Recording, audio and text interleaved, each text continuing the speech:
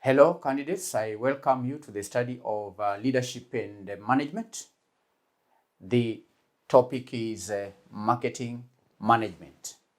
In our last session, we introduced the concept of marketing mix, and we defined the marketing mix as a combination of the inputs which constitute the core of a company's marketing system, namely the product, the price, promotion, and place.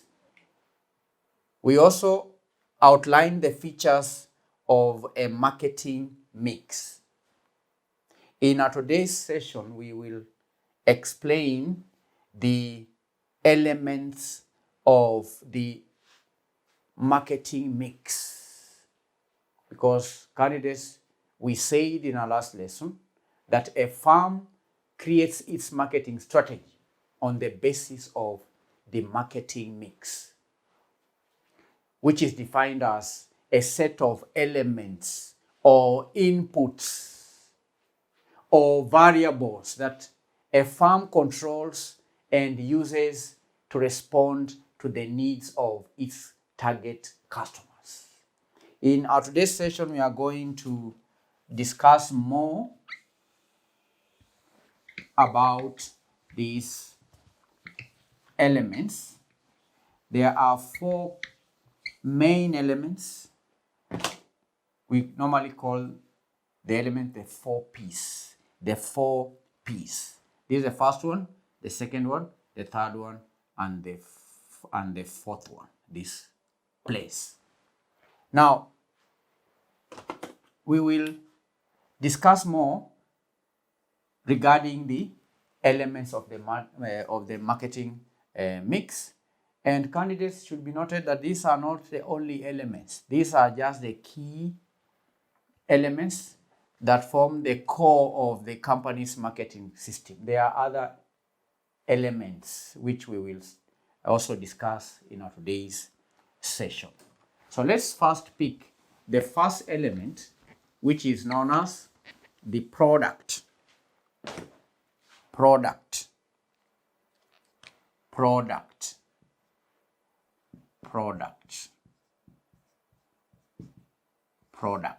Now, candidates, the most basic marketing matrix tool is the product, which stands for the firm's tangible offer to the market, including the product quality, the design, the variety features, the branding, the packaging, the services, the warranties, and so on. So, candidates, many believe that product decisions represent the most important ingredient of the marketing mix. And decisions in this area have the most direct and long-lasting influence on the degree of success that a company enjoys. And candidates, at the first glance, the product tool may seem to constitute evidence of a production as opposed to what we call market-oriented stance. So, candidates, there is no doubt that product decisions are the most important of the marketing decisions that a company makes. Product, because at the end of the day, candidates, the success of a company depends on the kind of products that the company produces and maybe sells to the market. So product is one of the most important ingredients. It is the most important ingredient in the marketing mix. Product. And candidates, unless there is potential need for the product of a company, then there is no guarantee that the company can succeed. Unless there is demand for products of a company by the market, then that company may not succeed at the end of the day, no matter how good the product is. It will not succeed. And that is not to say that decisions about products should be made in isolation. Remember, we mentioned earlier that all these elements are interrelated. The fact that the product is a main tool in the marketing mix does not mean that these other elements are less important. No. Neither does it mean that the decisions in relation to product are made in isolation. That's not the point. And candidates, it is also true that there are many examples of products that had considerable market potential but failed. And why did they fail?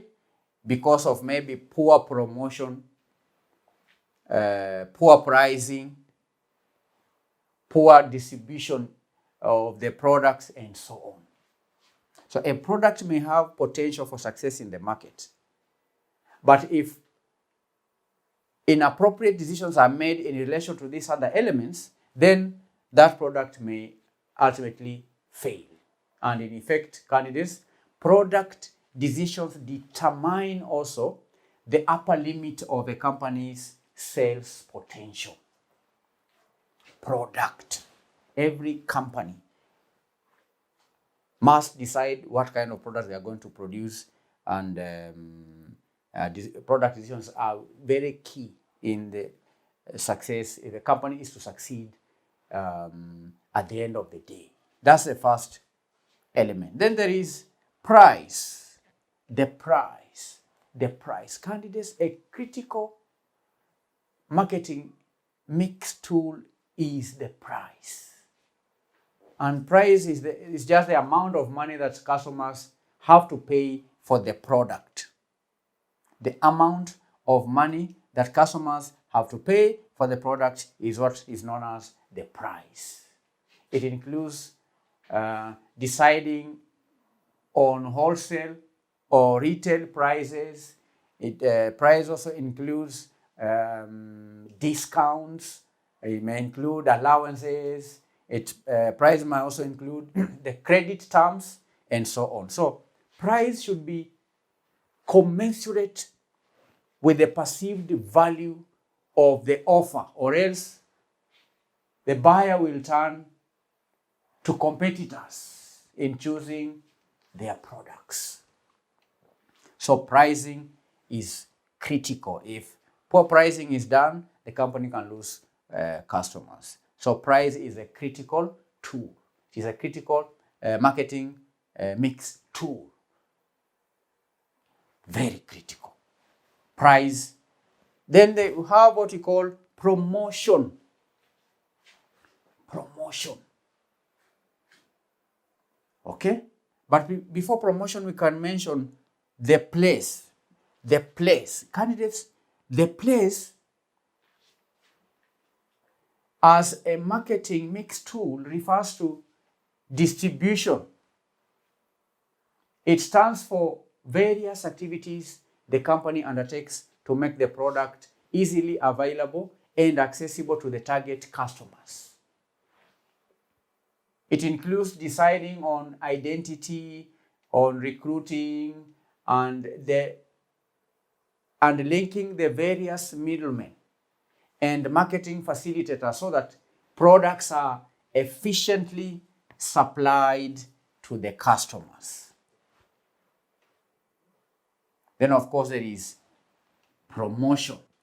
Promotion is the fourth marketing mix, candidates, that stands for the various activities the company undertakes to communicate its product merits and to persuade the target customers to buy the product.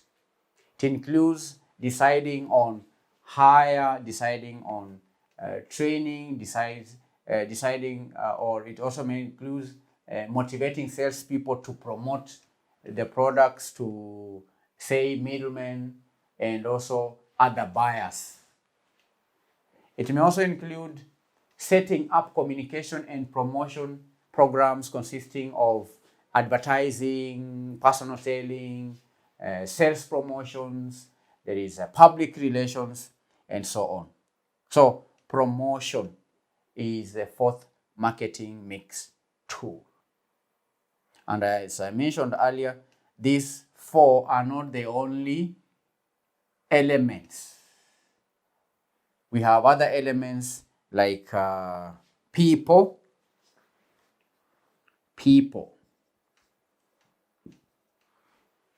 This I can say is element number 5, the people.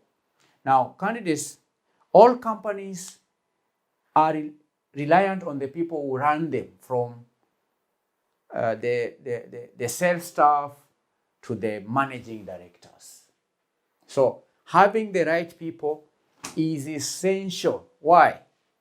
Because they are as much as part of the business offering as the products, as the services, as the prices, as the place, as the promotion, and so on. People.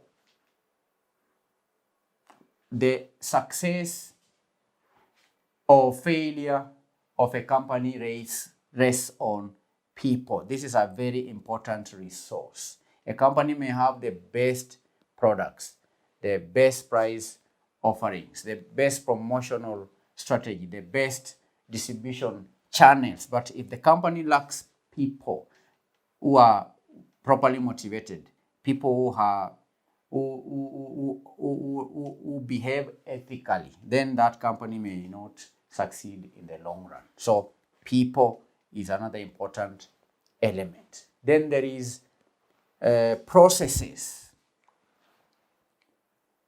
Processes, another P, processes.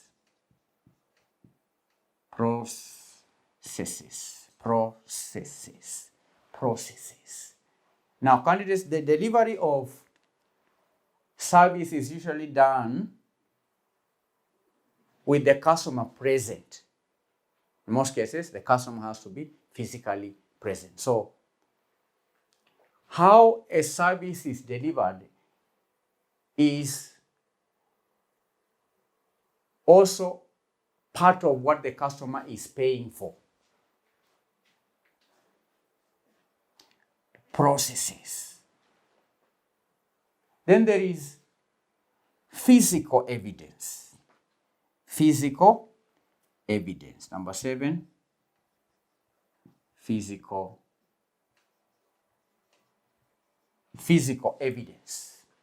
Now, candidates, almost all services include some physical element, even if the bulk of what the customer is paying for is intangible. So choosing an unfamiliar product or service is risky, can be risky for the customer, because they don't know how good a product is until they purchase it or after they have used it. So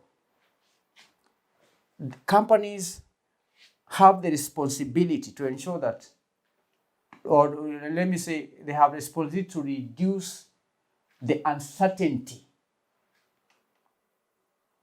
All right? Companies have the responsibility to reduce the uncertainty by helping potential buyers to see or to know or to perceive what they are paying for. All right? Candidates, I'm saying, sometimes when you are buying a product, and that product can be even video lectures. When you are buying video lectures,